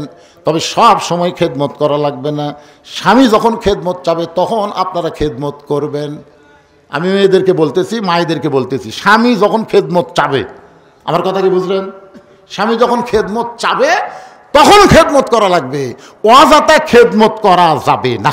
অতি ভক্তি চোরের লক্ষণ। দেখবেন অযথা এসে খেদমত করতেছে, কপাল টিপতেছে, পাকা হাঁকাচ্ছে। আপনি কোন কারেন্ট তো আছে, পাকা হাঁকা, ওই কারেন্টের ফ্যান তো আমার শত্রু। ওই যদি আপনাকে বাতাস দেয় তাহলে জান্নাত কেন যাবো? ফ্যান বন্ধ করতে বাতাস করতেছে, এক হাতে কপাল টিপতেছে। স্বামী কয় আল্লাহ রে আমাকে এটা রাবিয়া বসলি হসে রে, হাই রে হাই। কিছুক্ষণ পরে কান দিচ্ছে, স্বামীকে কান্দ কেন? কান্দে আর জোরে জোরে ফাঁকা খায়। স্বামীকে কি গো কান্দ কে? কান্দার কারণ হলো তোমার বুড়া বাপ আর তোমার বুড়ি মা। তুমি জানো, তুমি যখন ব্যবসা করবার যাও, চাকরির যাও, তখন তোমার বুড়ি মার বুড়া বাপ আমার কলজা জ্বলে গেছে। এই বুড়া বুড়ি যদি থাকবার চাও তাহলে আমাকে বাপের বাড়ি পেটে দাও, আর হামাক লিয়ে যদি সোনার সংসার করবার চাও এই বুড়া বুড়ির বাদ দেওয়া লাগবি, অমা আলাইনা ইল্লাল বালাক। এখন তুমি কি কবা কও?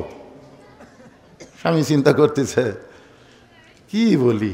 এমন সময় আল্লাহর কোরআন স্বামীর কাছে এসে বলতেছে, ওয়াকাদা রাব্বুকা আল্লা তা'বুদু ইল্লা ইয়্যাহু ওয়া বিল ওয়ালিদাইনি ইহসানা। জোরে কান সুবহানাল্লাহ। স্বামী লাফ দিয়ে উঠছে, স্বামী লাফ দিয়ে উঠছে। বউ কই উঠছো কেন? উঠ, তোর কি কি গুছা দেওয়া লাগবে, কোন কোন ব্যাগত করে মাল সামান লিয়ে যাবি? বউ কই কোথায় যাবো? তোর বাপের বাড়ি যাবো না? তোর বাপের বাড়ি যাবি না? যাবো তো।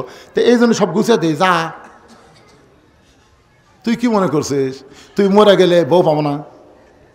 তোকে ছাড়াই দিলে বইয়ের অভাব? তুই ক, তুই যাকে বিরুদ্ধে আমার সাথে ওয়াজ করলি আমার আলাইনা ইল্লাল বালাক, এই বাপ মা যদি মরে হ্যাঁ বাপ মা পাবো কেন? বাপ মা মরে গেলে বাপ মা পাওয়া যাবে না, বউ ছাড়াই দিলে মরে গেলে বউয়ের অভাব নাই। তো খামা খামার বাপ মায়ের জন্যে তোকে কি জন্য আটকে থমো? যা তুই বাপের বাড়ি যা, কিছুদিন পরে একটা গাড়ি ফেরত দেবো, গাড়ির নাম হলো তালাকের গাড়ি। ধরে কারণ কিসের গাড়ি? 3 তালাকের গাড়ি। দরকারে বউ ছাড়বো, কিন্তু বাপ মার কলি যাই একটা কষ্টও দিবার পারবো। বউ দৌড়ে এসে স্বামীর পা ধরে বলতেছে, আমি আপনাকে পরীক্ষা করলাম, আপনি আসলেই জান্নাতি গো, আপনি আসলেই মরদ মানুষ। জানেন মাঝে মাঝে বউ কিন্তু এরকম অভিনয় টভিনয় করে খেদমত করতে পারে। ধরে কোন কথা ঠিক কিনা? মেয়েদের বলবো 2 নম্বর হলো স্বামীর কথা মতো চলা, স্বামীকে খেদমত করা। 1 নম্বর নামাজ, 2 নম্বর রমজান মাসের রোজা, 3 নম্বর সতীত্বের হেফাজত পর্দা করা, 4 নম্বর স্বামীর কথা মতো চলা, স্বামীকে খেদমত করা। এই 4টা আমল যদি করতে পারেন 8টা জান্নাতের দরজা আল্লাহ খুলে দিবে। লিল্লাহি তাকবীর। আমার মায়েরা ধৈর্য নিয়ে বসেন। ওসমান গনি চোখের পানি নিয়ে কাঁদতেছে আর বলতেছে, জুব্বা বুঝি রাসূল আমাকেই পরায় দিবে। ওসমান গনির পাশে একজন সাহাবী বসে আছেন, একজন সাহাবী নাম হলো তার হযরত আলী। ধরে বলেন নাম কি? হযরত আলী মুস্কি মুস্কি হাসতেছেন, আবু বকর কিন্তু কাঁদতেছেন, ওমর কিন্তু কাঁদতেছে, ওসমান গনি কাঁদতেছে, কিন্তু হযরত আলী মুস্কি মুস্কি হাসতেছে। মুস্কি মুস্কি হাসার কারণ হলো আল্লাহ রাসূল বলেছেন, আদম আলাইহিস সালাম থেকে কিয়ামত পর্যন্ত যত মানুষ দুনিয়াতে আসবে হযরত আলীর মতন এত বড় ডিগ্রি আল্লাহ কোনো নবীকেও পর্যন্ত দেয়নি। সে ডিগ্রির নাম কি জানেন? জানেন? আলীর একটা ডিগ্রি আছে, কাররাম আল্লাহ ওয়াজহাহু। আলীর চেহারাকে আল্লাহ তাআলা সবার উপরে সম্মানই করে দিয়েছে। জোরে কান সুবহানাল্লাহ। রাসূল বললেন, সাহাবীরা তোমরা শুনলে আশ্চর্য হবে, তোমাদের মাঝখানে এমন একজন মহামানব বসে আছে যিনি আমার চাইতেও 2 দিক দিয়ে সৌভাগ্যবান।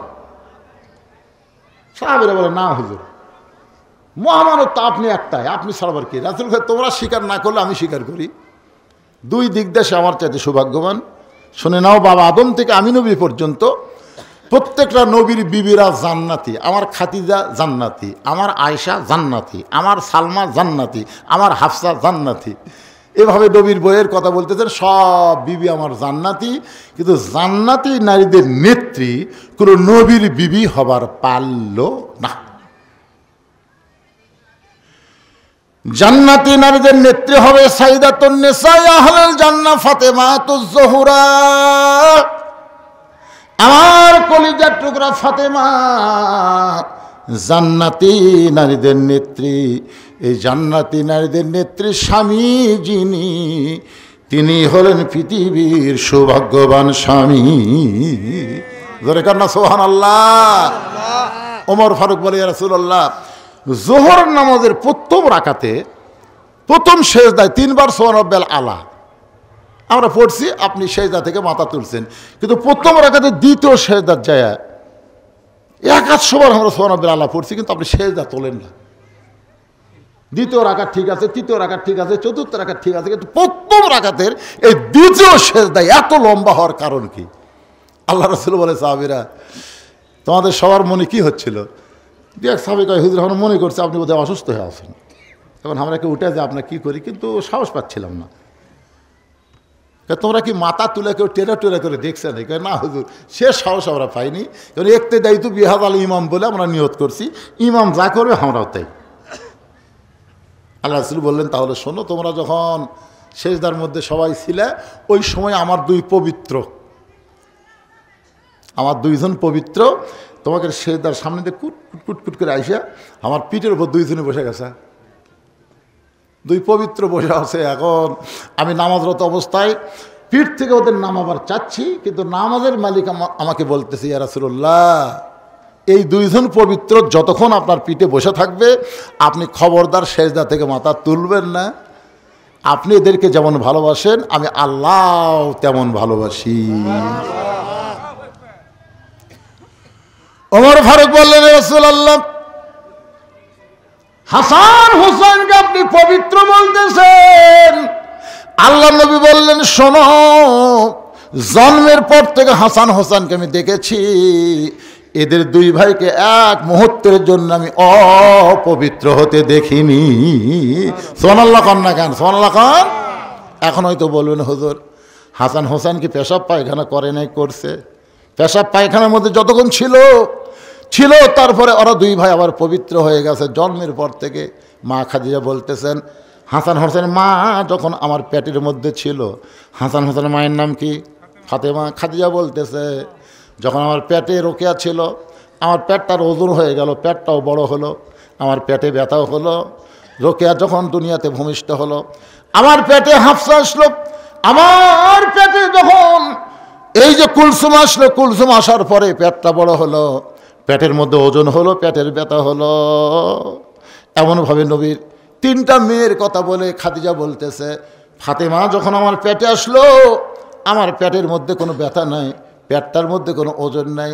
নির্দিষ্ট সময় ফাতেমা যখন দুনিয়াতে ভূমিষ্ঠ হলো, আমি খাদিজা তাকায় দেখি আমার কোনো প্রসব বেদনা ছাড়াই আমার মেয়েটা তার ইজ্জতের উপরে দুইটা হাত দিয়া এই দুনিয়াতে জন্ম নিল। আমি মা হইয়া পর্যন্ত ফাতেমার ইজ্জতটা দুই চোখে দেখতে পারিনি। সেই ফাতেমার গর্ভ থেকে দুইটা সন্তান। রাসূল বলেন, সাহাবীরা, নবীর বেটা নবী হওয়ার পরে কিন্তু জান্নাতি যুবকদের সর্দার নবীর সন্তান হবে না, জান্নাতি যুবকদের সর্দার হবে আমার কলিজার টুকরা হাসান আর হোসাইন। এই হাসান হোসেনের বাবা যিনি, তিনি হলেন পৃথিবীর সৌভাগ্যবান বাবা। সাহাবীদের নিয়ে রাসূল খাওয়া দাওয়া করতেছেন, হঠাৎ খুরমা খেজুর শুকনা খাবার, সব সাহাবী বসে গেছেন।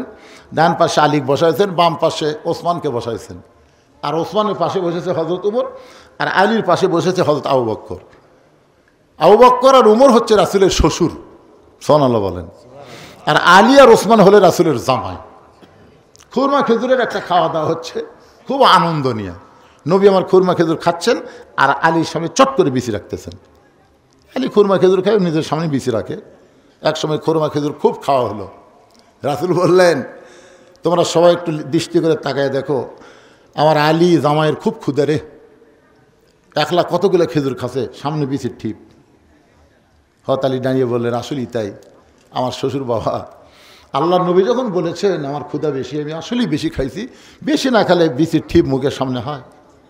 কিন্তু তোমরাই বলো বাবা জিরা, নবীর সাহাবীরা, তোমরাই বলো তো ক্ষুধা বেশি কার, যাই বিচি বার করা খায় না বিচি সহ খায়? কারণ বিচি সহ খাওয়া মানে কি, এত খিদে যে বিচিটা বার করার টাইম পায়নি। আল্লাহ নবীর সামনে তাকায় দেখো, একটাও বিচি নেই, তাহলে খিদা কার বেশি?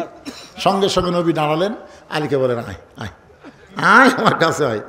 আলীকে বুকের মধ্যে নিয়ে কপালে একটা চুমু দিয়ে বললেন, আলী,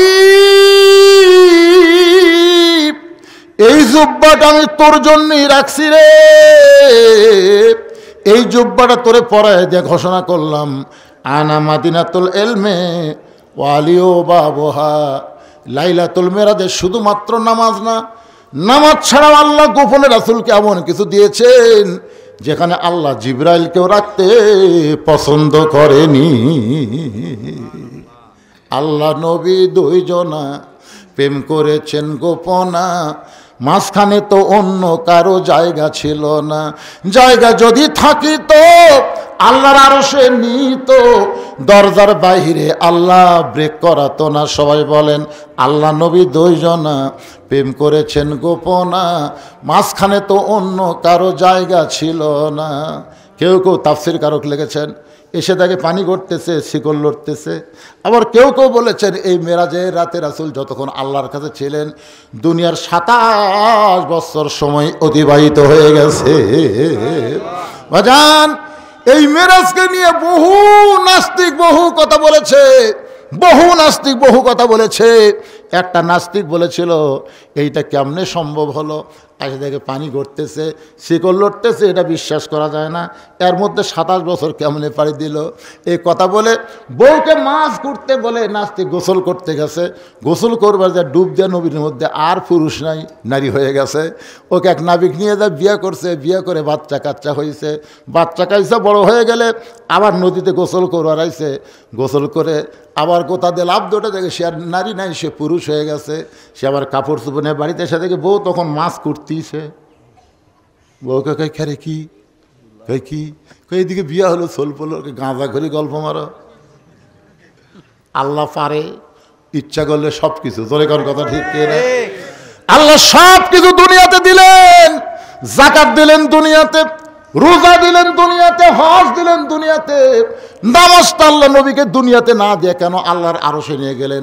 অবশ্যই এর মধ্যে কিছু আছে, যেরকম আছে না নাই? নামাজ দিয়ে রাসূল বলেন আল্লাহ আপনার সঙ্গে আমার মেরাজ হলো, কিন্তু আমার উম্মতের মেরাজের খবর কি? আল্লাহ বলে নবীকে আপনি বলে দিবেন আসসালাতু মেরাজুল মুমিনিন, প্রত্যেকটা নামাজ আপনার উম্মতের জন্য আল্লাহর সঙ্গে মেরাজ হয়ে যাবে। এই জন্য রাসূল বুখারী শরীফের প্রথম হাদিসটা আপনারা দেখবেন, আনতাবুদুল্লাহ কাআন্নাকা তারাহু ফাইন লাম তাকুন তারাহু ফাইন্নাহু ইয়ারাকা।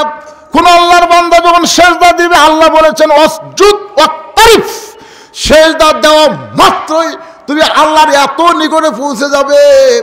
এক জগ পানির মধ্যে এক মুষ্টি চিনি দিয়ে 2টা ঘন্টন মারলে ওই পানির মধ্যে চিনি যেমন বিলীন হয়ে যায়, প্রত্যেকটা নামাজি বান্দা আল্লাহর মহব্বতে নিজের অস্তিত্ব তেমন বিলীন করে দেয়। তাই যুবকদের বলবো, বাবা যুবকেরা, তাহলে 10ম বছর তাফসীরুল কোরআন মাহফিল করলে হবে না, এবার ওয়াদা দাও 5 ওয়াক্ত নামাজ আদায় করা লাগবে। যেরকম কথা ঠিক কথা বলেন। যদি নামাজ না পড়ে, এত মারাত্মক কথা কারোর ব্যাপারে নাই। রোজা না করলে কাফের হবি, হজ না করলে কাফের হবি, যাকাত না দিলে কাফের হবি, একটা হাদিসে নেই। কিন্তু নামাজ সম্পর্কে বলা হয়েছে লা সালাতা লা ঈমানা, যারা নামাজ নাই তার ঈমানই নেই। বাইনাল আবদি ওয়াল কুফরি তারকুস সালাত, বান্দার কাফের মধ্যে পৃথক করার জিনিসটার নামই হলো নামাজ। যারা নামাজ পড়বে আল্লাহর বান্দা, যারা নামাজ পড়বে না তার ডাইরেক্ট কাফের। কি করবেন? এটা আমার কথা কয় না, আমার কথা না রাসূলের কথা? মান তারাকা সালাতু মুতাম্মিদান, মান তারাকা সালাতু মুতাম্মিদান ফাকাত কাফারা। এক ওয়াক্ত নামাজ যদি বাদ দেন তাহলে আল্লাহর সাথে কুফরি হলো। সোনার সানেরা যারা মাহফিল করলেন, কুটিরে সে বাবা সোনারা কুটিরে নামাজ হচ্ছে ঠিক মতো? মাশাআল্লাহ। তাহলে মাহফিল করা সার্থক হবে ইনশাআল্লাহ। আল্লাহ যুবকদের জন্য আমরা প্রাণ খুলে দোয়া করব। সবার জন্য দোয়া হবে, প্রবাসীর জন্য দোয়া হবে, সবার জন্য দোয়া হবে। যারা মাহফিলের সর্বাত্মক চেষ্টা করেছেন সকলের জন্য প্রাণ খুলে আমরা দোয়া করব। অনেক মানুষ দাঁড়িয়ে থেকে ওয়াজ শুনেছেন, শোনেন, অসুবিধা নেই। তারপরে তো শুনলেন আলহামদুলিল্লাহ, ইস্তেগফার পড়েন। একজন উঠবেন না, মোনাজাত করবো। আজকে রাতের মোনাজাত আল্লাহ কবুল করতে পারে কি পারে না ভাইজান? গুরুত্ব দিবেন রাতকে। হ্যাঁ, সবাই ইস্তেগফার, আস্তাগফিরুল্লাহ রব্বি মিন কুল্লি জামবি ওয়া তুবু ইলাইহি, আস্তাগফিরুল্লাহ রব্বি মিন কুল্লি জামবি ওয়া তুবু ইলাইহি, লা হাওলা ওয়ালা কুওয়াতা ইল্লা বিল্লাহিল আলিয়্যিল আযীম। সকলে হাত তুলে আল্লাহুম্মা আমিন। আল্লাহুম্মা আনতাস সালাম ওয়া মিনকাস সালাম, তাবারাকতা ইয়া যাল জালালি ওয়াল ইকরাম। মাবুদ, কঠিন শীতের ভিতরে আরামের বাড়ি, আরামের ঘুম, ল্যাপ তোষকের মহব্বত কলিজা থেকে বের করে দিয়ে আয় আল্লাহ তাআলা এই জান্নাতের বাগানে বসে বসে আলোচনা শোনার শেষে উনি গুনাহগারের সঙ্গে রহমতের দরজায় ফকির হয়ে দোকানে হাত তুলেছে। মেহেরবানি করে আজকের মাহফিল আমাদের সকলের হেদায়েতের জন্যে, নাজাতের জন্যে, জান্নাতের জন্যে কবুল করো। এই মাহফিলের শুরু থেকে শেষ পর্যন্ত যত আলোচনা হয়েছে আল্লাহ, এর মধ্যে যদি ত্রুটি হয়, ভুল হয়, মাফ করে দিও। এর যা হাদিয়া মঞ্জুর করো, সোনার মদিনায় নবী পাকের রওজা মুবারকে আল্লাহ কবুল করে দিও। তামাম আম্বিয়ায়ে কেরাম, আসহাবে কেরাম, তাবিনী কেরাম, তাবিনী কেরাম, তামাম পৃথিবীর মাটির নিচে যত মুমিন মুমিনা আছে আল্লাহ, সকলের আরওয়াহ পরে হাদিয়া কবুল করো। ও মাবুদ, আমরা যারা হাত তুলেছি, আমাদের জনম দুঃখনী মা যাদের কবরে চলে গেছে, আল্লাহ মেহেরবানি করে মায়ের কবরকে জান্নাতের টুকরা বানিয়ে দাও। বাবার বাড়িঘর সবই আছে, এতিম করে দিয়ে বাবা এতিম হয়ে যাদের কবরে গেল, আল্লাহ মেহেরবানি করে বাবার কবরকে জান্নাতের টুকরা বানিয়ে দাও। এখানে কি লিখছে বাবা? এরা তো মোনাজাতের মধ্যে হয়। আল্লাহ তোমার বান্দারা অনেক টাকা পয়সা খরচ করে, অনেক ত্যাগ স্বীকার করে আজকের জান্নাতের বাগান লাগাই দিছে। এই যুব কাফেলাকে আল্লাহ তুমি কোরআনের জন্য কবুল করো, ইসলামের জন্য কবুল করো, নামাজের জন্য কবুল করে নাও। আজকের মাহফিলের সম্মানিত সভাপতিকে আল্লাহ তুমি কবুল করো। আয় আল্লাহ, আজকের মাহফিলের প্রধান অতিথি, বিশেষ অতিথি কবুল করো, আলেম ওলামাদের কবুল করো, হাফেজ কারি ইমামদের কবুল করো, হাজী সাহেবদের কবুল করো, মুরব্বীদের কবুল করো। খাস করে আমার মা বোনদের কাবেদা সালেহা পদ্মানিজে কবুল করে, মা ফাতেমার চরিত্র দিয়ে দাও। আল্লাহ, মঞ্চে বসে একটা ছেলে অসুস্থ, তার চেহারা দেখলেই বোঝা যায়। এছাড়াও যারা অসুস্থ অবস্থায় হাত তুলেছে, আমি নিজে অসুস্থ, আল্লাহ সবকে সুস্থতার নিয়ামত দান করে দাও। আল্লাহ, আমার প্রবাসী ভাইদের জন্য দোয়া চাওয়া হয়েছে। আল্লাহ, এদের মধ্যে অনেকে হয়তো দুনিয়া থেকে কবরে চলে গেছে। ও আল্লাহ, যেখানেই থাক, সুন্দর থাক। এই মাহফিলের জন্য যারা সর্বাত্মক সহযোগিতা করলো, মোনাজাতের সঙ্গে সঙ্গে আজকের মাহফিলের সমাপ্তি হয়ে যাবে। আগামী বছর পর্যন্ত আমরা বাঁচা থাকবো তার কোনো গ্যারান্টি নেই। আজকে পবিত্র রাতের ওসিলায়, এই লাইলাতুল মিরাজের রাতের ওসিলায় আল্লাহ ওদের দোয়া কবুল করে নাও। আমাদেরকে 5 ওয়াক্ত নামাজি হওয়ার তৌফিক দাও। আল্লাহ, কে কোন নিয়তে হাত তুলেছে সকলের নেক নিয়ত নেকাশকে আল্লাহ কবুল করো। সুবহান রাব্বিকা রাব্বিল ইজ্জাতি আম্মা ইয়াসিফুন ওয়া সালামুন আলাল মুরসালিন আলহামদুলিল্লাহি রাব্বিল আলামিন। ওয়া হাক্কা লা ইলাহা ইল্লাল্লাহু মুহাম্মাদুর রাসূলুল্লাহ। চেয়ারে বসে নামাজ হবে কিনা? চেয়ারে বসে নামাজ হবে, বাড়িতে মসজিদে হবে না। কারণ কাতার সোজা করার জন্য চেয়ার চলবে না। মসজিদে নামাজ পড়লে জামাতে কাতার সোজা করা কারিবুল ফরজ, এই জন্য চেয়ার চলবে, বাড়িতে চলবে না। সুস্থ শরীরে বসে নামাজ হবে কিনা? সুস্থ শরীরে বসে নামাজ পড়বি কেন? লেটা পরে সেজদা না দিয়ে নামাজ হবে কিনা? কি কয় রে বা, নামাজ নিয়ে কোনো ইয়ার কি মারেন না। আল্লাহ বলেছেন নামাজের যে কয়টা ফরজ আছে তার মধ্যে একটা ফরজ হলো দাঁড়িয়ে নামাজ পড়া। লেটা পড়া বসে থেকে, আল্লাহ ইচ্ছা করলে এমন বসে দিবি তার জীবনে খারাপ হয়ে পারবে না, তখন কি করবেন? ঠিক আছে,